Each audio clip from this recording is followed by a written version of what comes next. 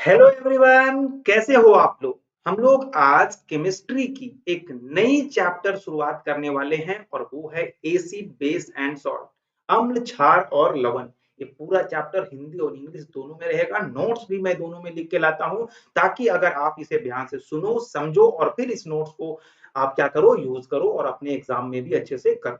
पूरा factual information के साथ साथ थ्योरेटिकल कंसेप्ट भी लाता हूँ ताकि कोई दिक्कत नहीं हो। अगर आप ओलंपियाड की तैयारी कर रहे हो या जेई नीट का फाउंडेशन की तैयारी कर रहे हो तो भी आपको ये लेक्चर बहुत ही यूजफुल आपके लिए होने वाला है। आपको करना क्या है कि ध्यान से सुनना है, नोट्स बनाना है और जो नोट्स है उसको रिवाइज करते जाना है। ठीक है, तो शुरू करने से पहले एक बहुत इंपॉर्टेंट सूचना है कि अगर ये लेक्चर आपको पसंद आए तो अपने दोस्तों को भी जरूर शेयर करिएगा और कुछ दिक्कत हो तो कमेंट बॉक्स में अपनी राय जरूर दीजिएगा। ठीक है, तो शुरू करो इस चैप्टर को और सबसे पहले हम लोग कुछ रियल एग्जांपल से शुरुआत करेंगे, जैसे कि आखिर लेमन का टेस्ट सोर क्यों होता है, विनेगर जो है वो साफ टेस्ट का फील क्यों होता है, हमारा पेट में भोजन पचता कैसे है। इन सब चीजों के पीछे एक साइंस है और एक मटेरियल काम करता है, दैट इज कॉल्ड एसिड। जैसे लेमन के अंदर सिट्रिक एसिड होता है, विनेगर के अंदर जो एसिटिक एसिड होता है और पेट में जो फूड के साथ कुछ अगर छोटे छोटे ऑर्गेनिज्म या कीड़े चले जाते हैं तो उनको किल करने के लिए भी हमारे पेट में HCl जो है, जिसे हाइड्रोक्लोरिक एसिड कहते हैं, काम करता है। तो ये तो सिंपल हुआ आपका केमिस्ट्री में का में जो एसिड है उनका यूज। अब एसिड का ना बेसिक डेफिनेशन समझते हैं कि व्हाट इज एसिड, अम्ल क्या होता है। सो एसिड एक सब्सटेंस होता है। आज का ये आर्हेनियस थ्योरी है जो सबसे मॉडर्न थ्योरी माना जाता है और उसमें एक चीज को पाया गया कि एसिड एक ऐसा सब्सटेंस होता है कि जब आप इसको पानी में डालो तो H प्लस आयन को क्या करता है, रिलीज करता है। H प्लस आयन का मतलब हाइड्रोनियम आयन। जब मैं आपको याद होगा कि जब मैं चैप्टर 1 करा रहा था केमिस्ट्री में इसके पहले, तो वहां पे मैंने एक चीज बताया था आपको कैसे आयन कैसे बनते हैं, जब मैं उसको कैसे, जैसे H प्लस आयन कैसे बनते हैं, OH आयन कैसे बनता है, Na प्लस आयन कैसे बनते हैं, Cl माइनस आयन कैसे बनता है, ये मैंने सिखाया था आपको। ठीक है, तो अगर आप एसिड जो है कैसे पता करोगे कि एसिड है, तो इसका आर्हेनियस ने एक बहुत अच्छा कंसेप्ट दिया और उन्हें बताया कि अगर किसी भी सब्सटेंस को अगर आप पानी में डालोगे, है ना, तो वो क्या करेगा, H प्लस आयन अगर दे तो क्या होता है, एसिड होता है। ठीक है, H प्लस आयन का मतलब हाइड्रोजन एक आयन को, एक इलेक्ट्रॉन को लॉस करके वो क्या बन जाता है, हाइड्रोजन। लेकिन H प्लस आयन जो होते हैं वो जनरली एग्जिस्ट नहीं करते रियल लाइफ में। तो क्या करते हैं, वाटर के साथ ये रिएक्ट कर जाते हैं, किसके साथ, वाटर के साथ, और ये हाइड्रोनियम आयन यानी H3O प्लस क्या करते हैं, ये बना लेते हैं। ठीक है, तो आप लोग, यही मैंने लिखा भी है कि this H plus ion combine with water and to form hydronium ion. Clear है बात, कोई दिक्कत ही नहीं है, चलो ठीक है। जैसे एग्जांपल के लिए आपने देखा कि HCl है, हाइड्रोक्लोरिक एसिड है, उसमें क्या होते हैं, H प्लस आयन और क्लोराइड आयन जो होते हैं वो क्या होते हैं, अलग अलग हो जाते हैं अगर इसको पानी में डाला जाए। उसी तरीके से अगर HCl को में वो पानी में डालोगे तो जनरली ये H3O प्लस और Cl माइनस बन जाते हैं। हाइड्रोनियम आयन क्यों बना, क्योंकि मैंने बताया कि जब H प्लस आयन ब्रेक होता है तो वो कभी भी इंडिपेंडेंटली एग्जिस्ट नहीं कर पाता, इसलिए वो हाइड्रोनियम आयन बना देते हैं। अब कुछ कॉमन एसिड का एग्जांपल देख लेते हैं। तो सबसे पहले हम लोग आते हैं मिनरल एसिड के बारे में। तो मिनरल एसिड जो होते हैं, इसको समझने से पहले आपको एक बात सोचना पड़ेगा कि इन्हें हम लोग एक और नाम से जानते हैं और इनको कहते हैं, क्या बोलते हैं इसको, इनऑर्गेनिक एसिड भी कहते हैं। क्या बोलते हैं इसे, इन ऑर्गेनिक एसिड कहते हैं। तो कभी भी मिनरल एसिड को अगर आप बात करेंगे तो या तो इसे खनिज हिंदी में बोलते हैं और इंग्लिश में बोलेंगे इसे इनऑर्गेनिक एसिड। ये वो एसिड होते हैं जिनको हम लोग लैब में प्रिपेयर करते हैं, ये अपने आप किसी नेचुरल चीजों में उपलब्ध नहीं होता है। ये जो मिनरल एसिड होते हैं जनरली इनको हम लोग क्या कहते हैं, स्ट्रॉन्ग एसिड कहते हैं, क्योंकि ये क्या होते हैं, स्ट्रॉन्ग मिनरल्स, इनको क्या करते हैं हम लोग, तैयार करते हैं। एग्जाम्पल के लिए HCl होता है जिसे हम लोग क्या कहते हैं, हाइड्रोक्लोरिक एसिड के नाम जानते हैं। दूसरा एग्जाम्पल है जिसे हम लोग H2SO4 कहते हैं, जिसे किंग ऑफ केमिकल्स भी कहा जाता है, कभी भी आपने देखा होगा। और तीसरा होता है नाइट्रिक एसिड यानी HNO3। ये सब जो है कुछ एग्जाम्पल है मिनरल एसिड के जिसको हमने लाइफ में बनाया है। ये बहुत स्ट्रॉन्ग एसिड होते हैं। ये क्या होते हैं? बहुत स्ट्रॉन्ग एसिड होते हैं। अच्छा, स्ट्रॉन्ग एसिड का क्या पहचान होता है? जो स्ट्रॉन्ग एसिड होते हैं उनका पहचान क्या होता है? तो स्ट्रॉन्ग एसिड जो है यानी जो क्या बोलते हैं इसे, स्ट्रॉन्ग एसिड जो होते हैं उनका पहचान, ये प्रबल अम्ल का क्या पहचान होता है कि जब इनको पानी में डालोगे, है ना, जब इनको पानी में डालोगे तो कंप्लीटली आयोनाइज हो जाते हैं। क्या हो जाते हैं? कंप्लीटली आयोनाइज हो जाते हैं,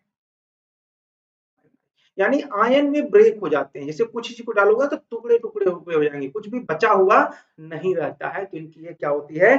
खासियत होती है। ठीक है। लेकिन एक एग्जांपल ये भी है कि जनरली जो जितने भी इनऑर्गेनिक एसिड होते हैं वो स्ट्रॉन्ग होते हैं, लेकिन एक इनऑर्गेनिक एसिड है, आपने सुना होगा H2CO3, H2CO3, इसे बोलते हैं कार्बोनिक एसिड। क्या बोलते हैं इसको? Carbonic acid. तो ये जो कार्बोनिक एसिड होते हैं ये एक मिनरल एसिड है, फिर भी ये क्या होता है? वीक होता है।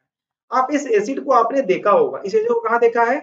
जब आप कोल्ड ड्रिंक्स वगैरह पीते हो तो कोल्ड ड्रिंक में जो है ये कार्बोनिक एसिड पाया जाता है। आई होप कि ये बात आपको बहुत आसानी से क्या हो रहा होगा, समझ में आ रहा होगा।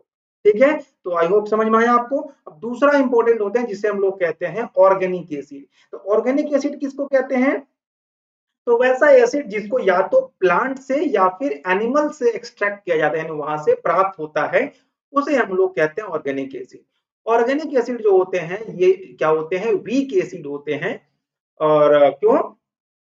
क्योंकि इनके इन वीक एसिड होने के पीछे का जन होता है क्योंकि जब ये इनको पानी में या जिसमें आयोनाइज हो तो उसमें डालोगे किसी भी सॉल्यूशन में तो ये कंप्लीटली आयोनाइज नहीं हो पाते हैं। और ये कुछ जो है H प्लस आयन भी बनाते हैं और कुछ कुछ जो है वो कंपाउंड के फॉर्म में रह जाते हैं, यानी कंप्लीटली आयोनाइज नहीं हो पाते हैं। ठीक है, क्योंकि इनके पास क्यों ऐसा हो पाता है? बताइए कोई एग्जाम्पल, क्यों ऐसा हो पाता है?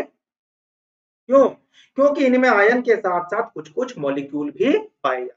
क्लियर है? अब एग्जाम्पल की अगर बात करोगे तो जैसे विनेगर में पाया जाता है एसिटिक एसिड, है ना। लेमन या खट्टे पदार्थों में पाया जाता है सिट्रिक एसिड। फॉर्मूला उतना याद रखने का जरूरत नहीं है, मैंने लिख के रखा है कि अगर किसी को ध्यान में रखना हो तो रख सकते हैं। ऑक्जेलिक एसिड जो होता है वो टमाटर में पाया जाता है ना। तो जैसे गेहूं होता है ना, व्हीट, गेहूं में ग्लूटोनिक एसिड पाया जाता है ना। तो इस तरीके से अलग अलग सब्सटेंसेस में अलग अलग टाइप के एसिड पाए जाते हैं। एक बार एग्जाम में पूछा गया था कि व्हीट में कौन सा एसिड पाया जाता है? व्हीट में ग्लूटोनिक एसिड पाया जाता है। क्लियर, यहाँ तक कोई दिक्कत नहीं है ऑर्गेनिक एसिड में। और तीसरी एक इंपॉर्टेंट चीज होती है, जब ध्यान में रखिएगा कि वैसे acid which contain oxygen along with hydrogen, यानी कोई ऐसा भी एसिड होता है जिसमें ऑक्सीजन और हाइड्रोजन पाए जाते हैं। ठीक है, ऑक्सीजन हाइड्रोजन, इसके अलावा और भी कोई एलिमेंट हो सकता है, लेकिन ऑक्सीजन और हाइड्रोजन मुख्य रूप से पाया जाता है, तो उसको हम लोग ऑक्सी एसिड के नाम से भी जानते हैं। कई बार एग्जाम में आपका पूछा जाता होगा कि ऑक्सी एसिड किसे कहते हैं। जैसे एग्जांपल के लिए HNO3 हो गया, H2SO4 हो गया, यानी कोई भी एसिड जो हाइड्रोजन और ऑक्सीजन को कंटेन करेगा उसे हम लोग क्या कहते हैं? Oxy acid. इसके अलावा और भी किसी को कंटेन कर। एक होता है हाइड्रा एसिड। हाइड्रा एसिड वैसे एसिड को कहा जाता है जो सिर्फ हाइड्रोजन और नॉन मेटालिक एलिमेंट को कंटेन करे, यानी जिसमें हाइड्रोजन हो और नॉन मेटल के एलिमेंट हो। जैसे आपने HCl सुना होगा, जैसे हाइड्रोजन, यहाँ पे हाइड्रोजन मिल गया और Cl क्या हो गया? नॉन मेटल है। उसी तरीके से आपने हाइड्रोजन ब्रोमाइड सुना, इन्हें हम लोग हाइड्रा एसिड बोलते हैं, यानी इसमें ऑक्सीजन नहीं पाया जाता है हाइड्रा एसिड में, याद रखिएगा। और हाइड्रोजन मिलेगा ही मिलेगा, और हाइड्रोजन जो हमेशा नॉन मेटल के साथ कनेक्ट होता है। इतना क्लियर हो गया कि नहीं हो गया? सबसे पहले यहाँ तक मुझे कोई कमेंट करके बताएगा कि हाँ यहाँ तक मुझे बहुत आसानी से समझ में आ चुका है। किसी को यहाँ तक में कोई दिक्कत है? नहीं है। चलिए, तो ये हो गया कुछ कॉमन एसिड्स जो हमने आपके सामने क्या किया, चर्चा कर लिया है। अच्छा, और कोई बता सकते हैं हमको कि एप्पल में कौन सा एसिड पाया जाता है? एप्पल में कौन सा एसिड मिलता है? जल्दी से कोई बताओ, ये मैसेज करके क्या बताइए। तो एप्पल में मिलता है मैलिक एसिड। मैलिक एसिड, याद रखिएगा, ये सब बार बार पूछा जाने वाला चीज होता है। ठीक है। फैट में क्या मिलता है, तो फैट में एस्टेरिक एसिड मिलता है, ठीक है। तो इस तरीके से अलग अलग सब्सटेंस होते हैं जिनमें अलग अलग एसिड मिलता है, अगर आप बोलो तो ऐसे करके बहुत सारे एसिड होते हैं। अब इन एसिड को पहचानने के लिए कुछ चाहिए होगा कि नहीं चाहिए होगा, बोलोगे चाहिए होगा। कैसे पता करेंगे कि एसिड है और ये एसिड नहीं है ना, या फिर कोई चीज बेस है यानी कोई क्षार है या कोई चीज, तो पहचानने के लिए मैंने कुछ इंडिकेटर्स होते हैं, क्या होते हैं इंडिकेटर्स। तो स्पेशल सब्सटेंस यानी इंडिकेटर होते क्या है, so indicator is a special substance that change their colour और स्मेल टू एसिडिक और बेसिक सॉल्यूशन। यानी जब उसको किसी भी सब्सटेंस को उस इंडिकेटर में डाला जाए या उस सॉल्यूशन में डाला जाए और उसके बाद वो उसके कलर को चेंज करके या उसके स्मेल को चेंज करके में अगर कुछ चेंजेस लाता है तो, और इससे पता चलता है कि कौन एसिड है और कौन बेस है, उन्हें हम लोग कहते हैं इंडिकेटर। क्लियर है। बट एक बात ध्यान रखना है कि कभी भी जो केमिकल होते हैं उनको आप लोग टेस्ट करके आइडेंटिफाई मत करिएगा कि ये एसिड है या बेस, क्योंकि जनरली आपने सुना होगा कि एसिड का टेस्ट सोर होता है, बेस का टेस्ट बिटर होता है। तो ऐसा अगर कुछ भी टेस्ट कर लियो, HCl को डाल दिए अपने जीभ में, पता लगा जीभ ही नहीं रहा अगला दिन से, ठीक है। तो कभी भी इनको टेस्ट नहीं करना है, ये इंपॉर्टेंट बात आपको ध्यान में रखना है। अब कितने अलग अलग टाइप के इंडिकेटर होते हैं इन पे हम लोग चर्चा करने वाले हैं, बट इसमें ध्यान क्या रखना है कि कुछ इंडिकेटर जो होते हैं वो नेचुरल होते हैं, जो हमारे प्रकृति में आपको देखने को मिलेगा। कुछ इंडिकेटर जो होते हैं वो हम लोग बनाते हैं, जिसे हम लोग सिंथेटिक बोलेंगे। और कुछ ऐसे होते हैं जो होते हैं ऑल्फैक्टरी इंडिकेटर्स होते हैं, और ऑल्फैक्टरी इंडिकेटर्स क्या होंगे एक एक करके हम लोग चर्चा करते हैं। सबसे पहले हम लोग कुछ नेचुरल इंडिकेटर की बात करते हैं। तो नेचुरल इंडिकेटर किसको कहा जाता है, वैसे इंडिकेटर जो नेचर से उपलब्ध होते हैं। जैसे जैसे आता है एक लाइक है ना, लाइकेन एक क्या होता है, प्लांट होता है, और उस लाइकेन से एक्सट्रैक्ट किया जाता है एक इंडिकेटर जिसका नाम है आपका लिटमस। लिटमस जो होता है कलरलेस होता है, बट हम लोग उसे कलर कलर के फॉर्म में बना के रखते हैं। तो जब आप लिटमस में एसिड को डालोगे तो क्या कर देगा, उसको रेड कर देगा। अच्छा, कभी कभी ये लिखा हुआ रहता है कि जो लिटमस है वो ब्लू लिटमस को रेड लिटमस में कन्वर्ट कर देता है, ऐसा सुना होगा आपने। बट ध्यान देने वाली बातें है क्या कि लिटमस का तो कोई कलर नहीं होता है, लिटमस क्या होता है, कलरलेस होता है। और कलरलेस चीज जो है फिर वो कलर का कैसे हो गया, तो हम जानबूझ के उसको उस कलर का बना के रखते हैं ताकि एक आइडेंटिफिकेशन ऐसा हो जाए। वैसे उसका कोई कलर, नेचुरली लिटमस का कोई कलर नहीं होता है। तो अगर कभी याद रखना है आपको, लिटमस जो है वो लिटमस क्या करता है, जब आप एसिड लिटमस में डालोगे और अगर ब्लू लिटमस में डाला और उसने रेड कर दिया तो क्या होगा, एसिड होगा। अच्छा, रेड लिटमस में अगर एसिड डालोगे तो क्या होगा, रेड रेड ही रह जाएगा। तो कभी कभी पूछा जाता है ना कि ब्लू लिटमस को रेड बना देगा, और रेड अगर होगा तो, अगर रेड है तो रेड ही रहेगा, उसमें कोई चेंजेस नहीं होगा। तो ये होता है एसिड का अपना कमाल। अब इसी तरीके से बेस जब पढ़ेंगे तो बेस में इस टेस्ट को करके देखेंगे। बेस में जस्ट अपोजिट रहता है कि क्या करता है, रेड लिटमस को ब्लू कर देता है ना, और ब्लू लिटमस ब्लू ही रहता है। तो हम लोग जब पढ़ेंगे बेस, उस समय बेस वाली चर्चा करेंगे। अभी सिर्फ एसिड पढ़ रहे हैं तो एसिड के बारे में चर्चा करेंगे। एक होते हैं सिंथेटिक लिटमस। ये सिंथेटिक लिटमस ऐसे होते हैं जो, sorry, synthetic indicator, sorry, indicator होते हैं। और ये वो इंडिकेटर होते हैं जिनको हम लोग बनाते हैं, है ना, टेस्ट से बनाते हैं। दो तरीके के होते हैं जनरली, जैसे फिनोप्थेलिन है और मिथाइल ऑरेंज है। अच्छा, एक टर्मरिक भी होता है ना, नेचुरल इंडिकेटर होता है। रेड कैबेज होता है, ये भी एक नेचुरल इंडिकेटर होता है। तो ये सारे आपको पता ही होगा, बट मैं एक लेके चला था, ठीक है। तो फेनोप्थेलिन क्या होता है, फेनोप्थेलिन जो होता है, एक बहुत इंपॉर्टेंट बात ये है कि जब इसमें आप एसिड डाल दोगे ना तो ये क्या कर देगा, कलरलेस हो जाएगा। फेनोप्थेलिन थोड़ा पिंक कलर का होता है, वो क्या हो जाता है, कलरलेस हो जाता है एसिड डालने से, याद रखिएगा, बहुत इंपॉर्टेंट बात मैं बता। जबकि मिथाइल ऑरेंज जो होता है उसमें जैसे ही आप एसिड डालोगे या तो वो रेड हो जाएगा या पिंक हो जाएगा, या फिर रेड या पिंक हो जाते हैं जनरली। क्लियर है यहाँ तक, चलो ठीक है। अब एक होता है ओल्फैक्टरी इंडिकेटर्स। तो ओल्फैक्टरी इंडिकेटर कहते कहते हैं, पहले इसको ये समझ लो। तो वैसे इंडिकेटर जो है ना, कि जब उनमें एसिड या बेस डाला जाता है तो उनका स्मेल जो है वो क्या हो जाता है, समाप्त हो जाता है, या फिर उसका उसका स्मेल बना हुआ रहेगा। यानी स्मेल के बेसिस पे वो तय करता है कि कौन सा सब्सटेंस एसिड है और कौन सा सब्सटेंस बेस है। तो जैसे आपने ऑनियन के बारे में सुना होगा, वनीला के बारे में सुना होगा, ये सारे के सारे क्या होते हैं, ऑल्फैक्टरी इंडिकेटर होते हैं। जब अनियन में आप क्या करोगे, एसिड को डालोगे तो क्या करेगा, अपना स्मेल को रिटेन कर लेता है, यानी स्मेल रहेगा ही रहेगा। तो कभी भी आपको अगर टेस्ट करना है कि ये क्या कहते हैं कि कोई चीज इसमें एसिड है या नहीं है, तो आप कभी भी उसको अनियन में करके डालो, अनियन में डालो और देखो अनियन का स्मेल अभी भी अनियन के जैसा आ रहा होगा तो वो एसिड ही है, और अगर नहीं आया तो एसिड नहीं होगा। क्लियर है बात, कोई दिक्कत नहीं है। तो ये बात आपको समझना जरूरी था। अब आते हैं हम लोग कि एसिड का जब क्लासिफिकेशन करते हैं तो उनमें एक बहुत इंपॉर्टेंट टर्म आता है क्षारकता या बेसिसिटी। उसी तरीके से जब हम लोग बेस पढ़ेंगे तो वहां पर एसिडिटी पढ़ेंगे, ठीक है, एसिडिटी पढ़ेंगे, है ना। तो वहां अलग से पढ़ेंगे, तो हम लोग अभी पढ़ रहे हैं एसिड के बारे में।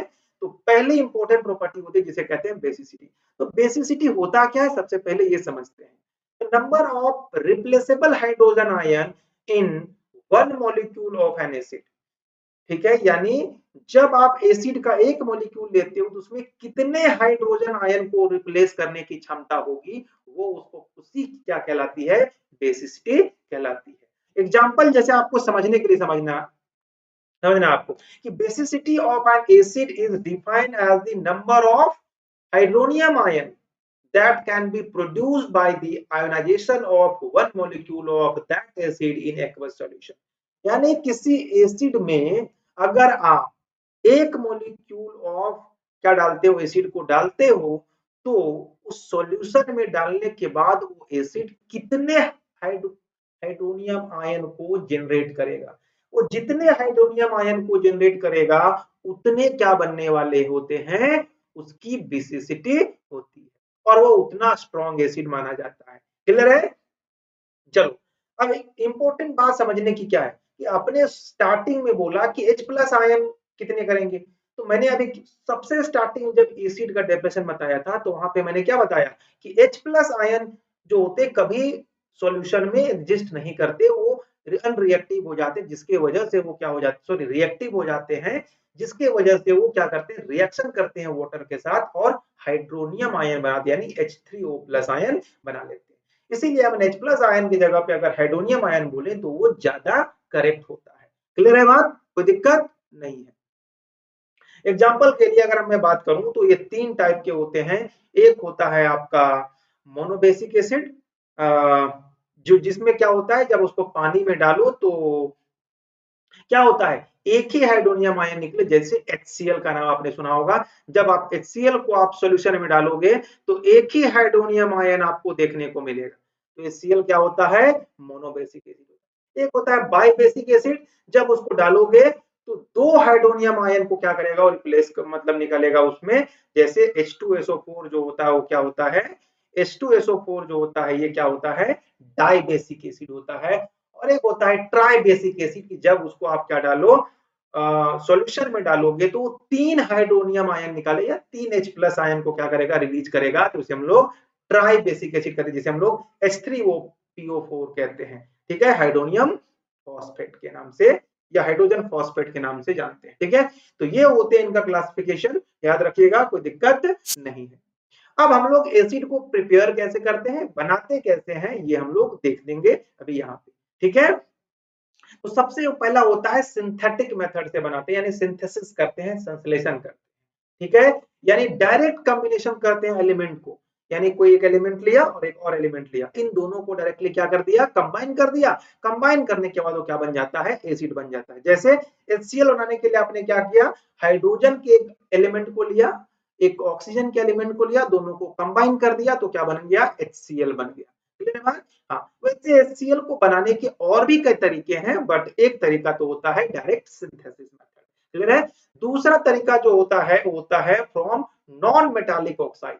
नॉन मेटालिक ऑक्साइड से आप बना सकते हैं, ठीक है। जैसे एसिडिक ऑक्साइड जो होते हैं वाटर से जब रिएक्ट करते हैं तो क्या बनाते हैं, हाँ, XO3 जैसे एग्जांपल के लिए, एक SO3 क्या है, एक नॉन मेटालिक ऑक्साइड है। अच्छा, नॉन मेटालिक ऑक्साइड किसको कहते हैं, नॉन मेटल के जो ऑक्साइड होते हैं उनको नॉन मेटालिक ऑक्साइड कहा जाता है, ठीक है। जैसे SO3 क्या है, एक नॉन मेटालिक ऑक्साइड है।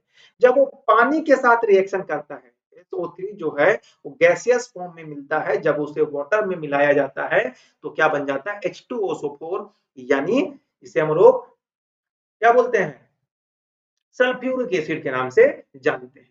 तीसरा एक तरीका होता है जैसे वो, अच्छा उसका एग्जांपल भी आप देख लो, बहुत सारे हैं। जैसे SO3 प्लस H2O जब मिलता है तो H2SO4 बनता है, यानी सल्फ्यूरिक एसिड बनता है। अच्छा SO2 प्लस H2O4 क्या बनेगा, इसको सल्फ्यूरस एसिड कहते हैं। ये वाला ना बहुत लोग ध्यान नहीं देते हैं इस एसिड के बारे में, इसको ध्यान से रखिएगा, नहीं तो बहुत लोग इस रिएक्शन को सेम मान लेते हैं कि SO2 प्लस H2 वो मिलाएंगे तो H2SO4, नहीं H2SO3 बनता है।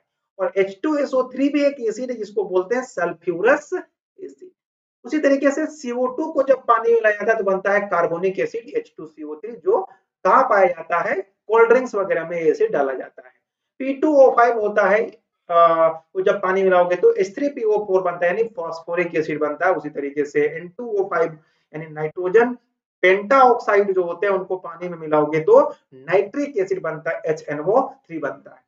अब एक बात है कि कोई भी एसिड को बनाना है अगर आपको, तो जरूरी नहीं है कि आपको इसी तरीके से बनाओ, और भी बहुत तरीके से आप इसे क्या कर सकते हो, बना सकते हो, ठीक है। और अलग अलग चीजों को मिलाओगे तो ये क्या बन सकता है, बन सकता है। केमिस्ट्री में यही क्या होता है, एक्सपेरिमेंट है कि किसको किस में मिलाएंगे तो क्या बनेगा। अब SO3 जो आपने मैंने बताया आपको, है ना, अब SO3 बना, ऐसा नहीं कि ऐसा ही मिलता है कंपाउंड, SO3 भी तो बनाना पड़ेगा ना, H+O2 करोगे फिर उसको O से बनाओगे तो SO3 बनता है। तो इसके बनाने के भी बहुत स्पेसिफिक तरीके होते हैं। बट आपको याद रखना कि SO3 अगर आपके पास है, यानी सल्फर के अगर ऑक्साइड आपके पास है, तो और उनको अगर पानी में डिप करोगे, गैसियस रूप में अगर मिलते हैं तो वो उससे एसिड बनता है, और आपको ये देखने को मिला भी होगा। क्लियर है, चलो अब हम लोग कुछ फिजिकल प्रॉपर्टीज बात करते हैं किसके, एसिड के। तो क्या क्या इसके फिजिकल प्रॉपर्टीज होते हैं, जैसे टेस्ट की बात करेंगे तो इनका टेस्ट जो है वो क्या होता है, सोर होता है, यानी खट्टा होता है। दूसरा, अगर कंडक्टिविटी की बात करें कि ये बिजली के क्या होते हैं, बहुत अच्छे सुचालक होते हैं, गुड कंडक्टर होते हैं।